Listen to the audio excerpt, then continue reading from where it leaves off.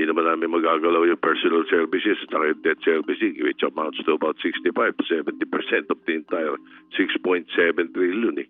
So, pinagtatalunan lang doon yung mga 25% o 30% of the budget.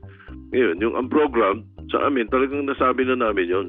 Hindi ka namin papayagan yung unprogrammed funds. Ang gagawin, siguro, kung meron silang mga iniwan doon, para most probably, based on the last talk that I had with Speaker Boji, yung mga yon pwedeng ilagay doon sa institution itself para kung sakasakali man naging institutional amendment. So like for example, yung MAIP, ilagay natin sa DOH.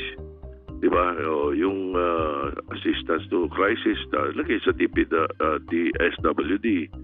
Yung mga ganon nakikita namin. Para yung unprogrammed, maiwan yung para lang sa debt servicing.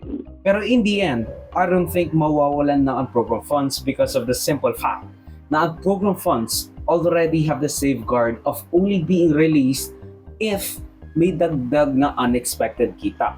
And I don't think we'll have a lot of those revenues to even play with. I don't think we'll have a lot of foreign assistance na darating sa Pilipinas, loans, and the grants galing sa ibang bansa. Dahil puro corruption lang ang makikita nila. Puro corruption lang ang maririnig nila. And if they ever tune into the Philippines, matatakot silang magbigay ng pera kahit na 20% interest pa ang ipapataw nila.